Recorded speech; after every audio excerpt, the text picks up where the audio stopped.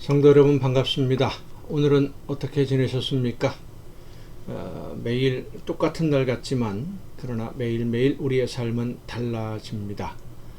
어제보다 더 나은 오늘이 되고 오늘보다 더 나은 내일이 될 수 있도록 우리 주님이 여러분과 늘 함께 하시는 줄로 믿습니다. 가정 예배를 통해서 함께 하시는 하나님의 그 손길과 우리 주님의 은혜를 더 깊이 누릴 수 있기를 간절히 바랍니다. 오늘 우리가 함께 은혜를 나눌 본문 말씀 마가복음 14장 3절부터 9절까지에 있는 말씀입니다. 마가복음 14장 3절부터 9절까지 봉독합니다.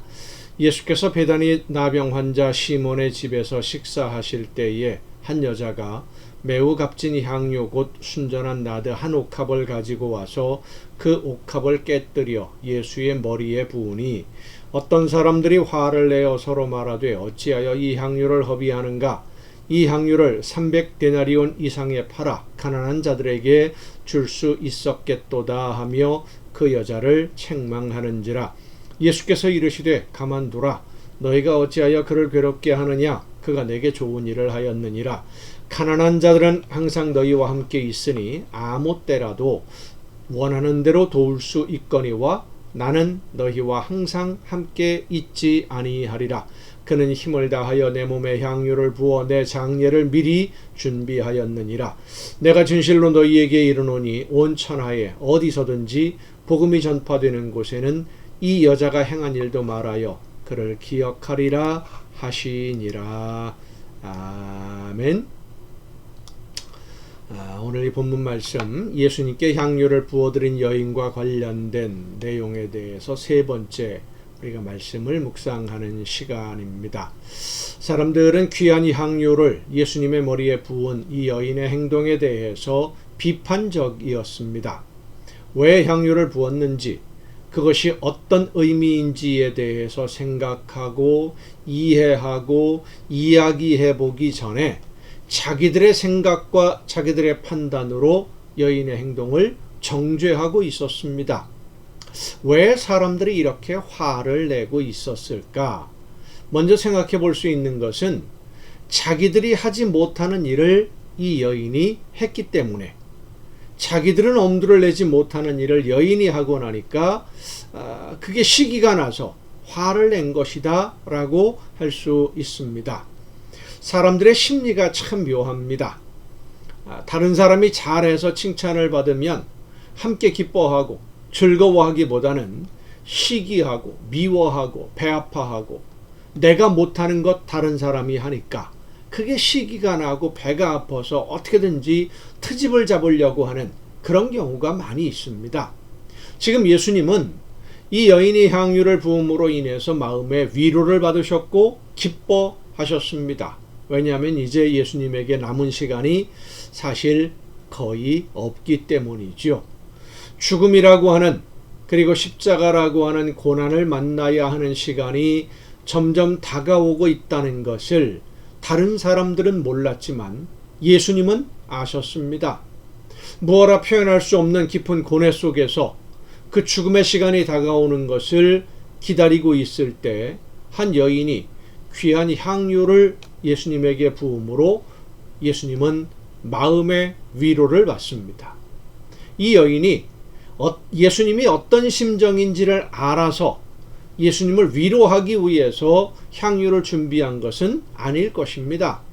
단지 그 마음에 감동이 있으니까 하나님의 감동하심을 따라서 자기에게 있는 최고의 것을 순종함으로 예수님께 드린 것뿐이지요.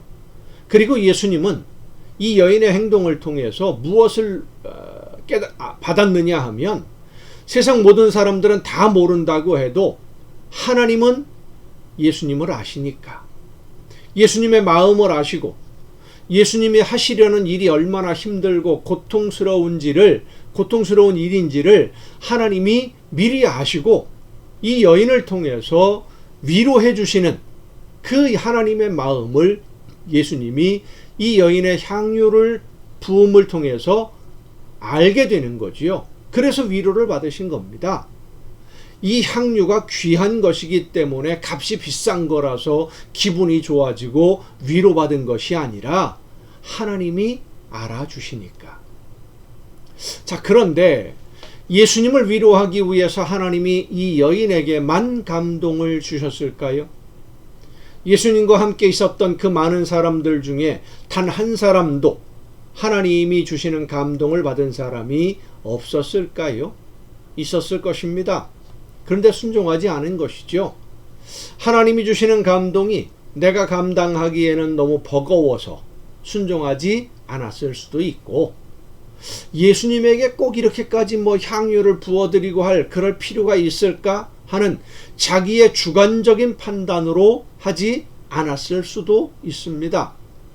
지난 3년 동안 예수님과 함께 생활하면서 예수님이 허례 허식 별로 안 좋아하시고 이렇게 귀한 거 안 좋아하시고 그냥 소탈하게 서민들과 함께 어울리며 살아오던 그런 모습을 본 제자들, 향유를 부어드리는 것, 이건 예수님이 원하지 않는 거야 라고 자기들이 그렇게 생각한 것이지, 정말로 예수님이 그 향유로 인해서 얼마나 기뻐하실지는 생각하지 않았던 거지요.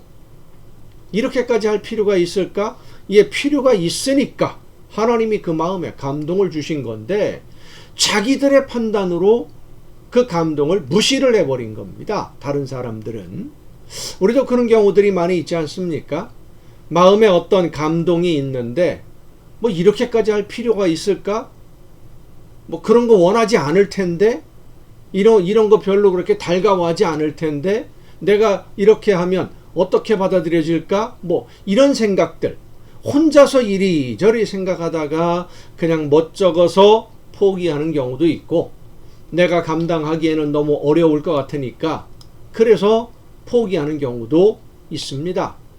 예수님 주변에 있던 사람들 중에 그런 사람들이 있었을 것입니다. 그런데 내가 힘들 것 같아서, 나도 그런 생각을 안 해본 건 아닌데 이렇게까지 할 필요는 없을 것 같아서 하지 않았는데, 한 여인이 그 일을 해버린 겁니다. 그리고 예수님이 기뻐하시는 모습을 봤거든요. 그 여인의 행동을 통해서 내가 먼저 저걸 했어야 되는데, 나도 그런 감동이 있었는데, 내가 해야 할 일이었는데 하는 그런 마음에 선수를 빼앗긴 것 같아 속이 상하기도 하고 시기하는 마음도 생기고, 그래서 그 시기하는 마음이 여인을 책망하는 것으로 나타난 것이라고 할 수 있습니다. 성도 여러분, 오늘 우리는 하나님이 주시는 감동에 늘 순종하고 계십니까? 내 마음에 온 감동에 순종하지 못하고 순종하지 않고 머뭇거리고 판단하고 이것저것 계산하고 따지다가 다른 사람이 그 일을 해버려서 혹은 기회가 지나가서 일을 하지 못하고 지나간 적은 없습니까? 지금까지는 그런 일이 있었다고 하더라도, 지금까지는 못했다고 하더라도 이제부터는 하나님이 주시는 감동을 외면하거나 이런저런 계산 때문에 하지 않음으로 인해서 하나님께 기쁨 드릴 수 있는 일을 다른 사람들에게 빼앗기는 일이 다시는 없도록 성령께서 감동 주실 때 즉시 순종하는 여러분 모두가 될 수 있기를 간절히 바랍니다. 기도하시겠습니다. 오늘도 크신 사랑으로 저희들의 마음과 심령을 주관해 주시고 인도해 주시는 아버지 하나님, 하나님이 기뻐하시는 뜻을 따라 순종할 수 있도록 저희들에게 감동 주실 때에 이것저것 계산하고 복잡하게 머리 굴리지 않고 하나님이 주시는 감동을 따라 즉시 순종함으로 하나님께 기쁨만 드리는 우리 모두의 복된 신앙생활이 되게 하여 주시옵소서. 이 모든 말씀을 예수님의 이름으로 기도하옵나이다. 아멘. 여러분, 오늘도 수고 많으셨습니다. 내일 또 정한 이 시간, 가정예배 시간에 여러분 모두 함께 다 같이 만날 수 있기를 바랍니다. 내일 뵙겠습니다.